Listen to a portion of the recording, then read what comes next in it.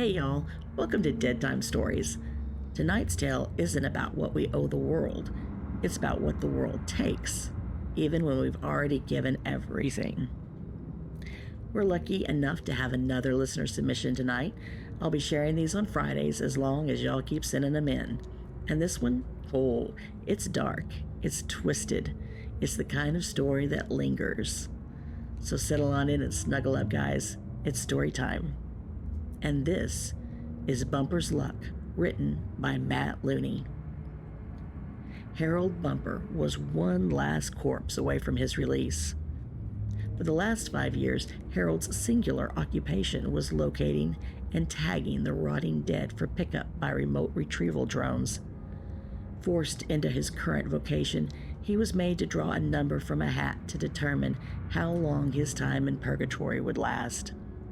The number pulled from the hat denoted the number of deceased humans he would have to find and tag before his tour would end. After an apocalyptic war annihilated 80% of the world's population and left almost every country on the planet in ruins, there was plenty to go around. Harold's number was 4,050. You may ask yourself what a man could have done to be awarded a job like this. What atrocities could have been committed by him that this was the dreadful, sickening punishment? In Harold's case, the answer was nothing. It was just his bad luck. It was a necessary and ongoing task, and he was one of the many unfortunate souls to be conscripted. Of course, in Harold's case, he was mysteriously stuck with a number much higher than anyone else. What was at first thought by Harold to be just a typographical error, since the highest number anyone had ever seen was 500, the count on Harold's slip of paper was in the end held up by a court as law. Bad luck again. After his appeals were denied and his only path was to move forward, his wrist was bound with a metal tracking bracelet to make sure he didn't try to hide from his new duties. And he was given a quiver with a shoulder strap that held 50 sharply pointed locator tags. Each tag was almost 2 feet long and looked very much like a high-tech lawn dart.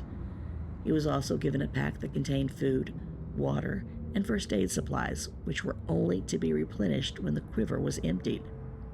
The drone would come by, pick up the body pierced by Harold's last tag, and then resupply him with another supply pack and a new set of morbid lawn darts. Today, Harold stood at a literal crossroads. No more than 10 trees could be seen in the surrounding wasteland, and even less small vegetation. The sky above was sunless, which is not to say it was night. It was actually just afternoon, and on any other day the sun might have shone brightly in the sky. However, Harold Bumper was not a man of good fortune, or the type of person one might consider lucky. The sickly gray clouds that loomed nearly motionless overhead were all he had seen for weeks. As he stood there, it started raining. "That's fine. That's just fine," Harold said, pulling on his long, dirty trench coat close around him. "Piss on me for all I care." He looked desperately at the well-worn brown leather pouch hanging on his back and the single silver needle sticking out the top. "Just one more, and I'm done with you bastards. One more, and I'm free."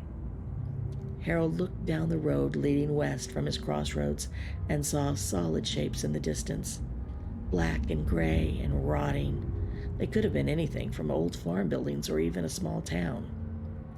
He scratched the scruff growing on his face and ran a hand through his greasy and now rain-soaked black hair. "You look promising." Harold started down the roadway, readjusting the electronic tag pack higher on his shoulder as it had almost fallen off again. The emptier it was, the more unwieldy it became. He had discarded his ration pack the night before since it was already empty, and was just something else to carry around at that point.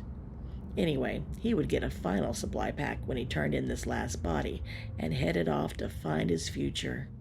His future. No one could tell him what to do after that. If he had been meant to pay penance for something in his past, he figured he had paid it back with interest. Trudging down the muddy roadway, Harold began to sniff the air. He had become very adept at smelling his prey from a distance.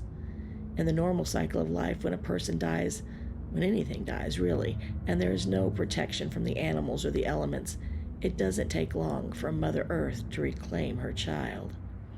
For the poor souls that Harold hunted, this was not the case. Most of the people who died in the war were infected by a deadly biological weapon.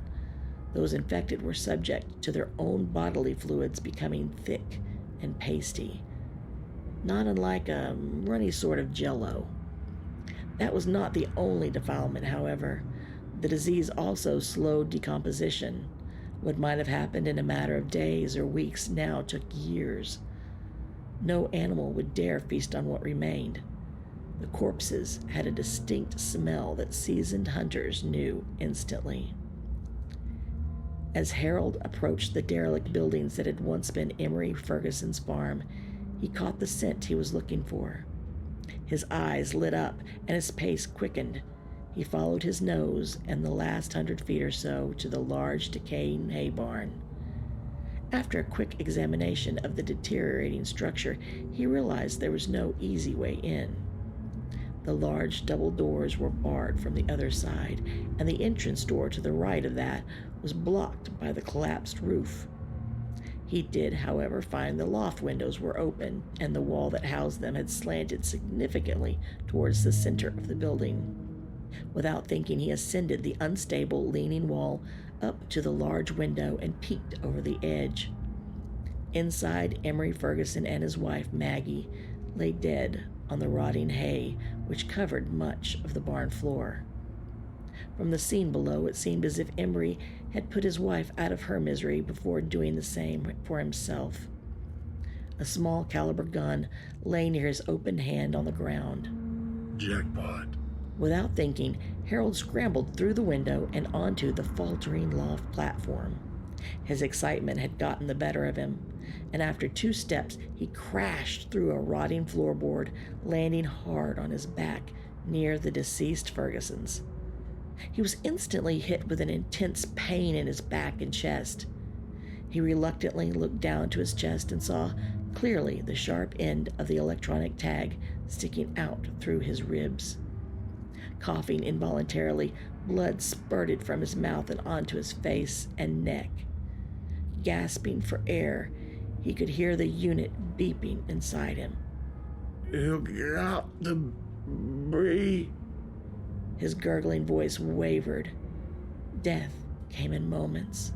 The lawn dart had twisted just right as he fell, or wrong depending on your point of view, and punctured his heart and left lung through his back as he hit the ground. After that, it was only a matter of time. Minutes later, as Harold's dead eyes stared up at the clearing gray skies above the rotting barn, a retrieval drone approached. The hovering robot swooped in through the open roof and unceremoniously grasped up his body with 2 large arms dangling from its underside, while also dropping a large backpack of food, water, and supplies to the ground. A computerized voice cut through the stagnant air of the barn. Harold Bumper, you are released from service. Godspeed. His tracking bracelet clicked open as the removal drone lifted quietly into the air. Harold Bumper didn't get justice, but he did get counted. And in the end, maybe that was the point all along. If this story left a dent in your soul, you're not the only one feeling it. Big thanks again to Matt Looney for sharing this dark tale with us. Second one we've gotten from you. Keep up the great work.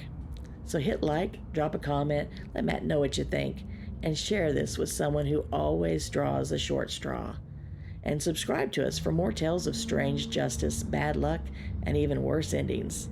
And if you've got a story of your own, something that still sticks to your bones, email it to deadtimestorieshq@gmail.com. All the links you need are right there in the description. Until next time, pray your number never gets called. And if it does, don't trip on the way out. See y'all next time.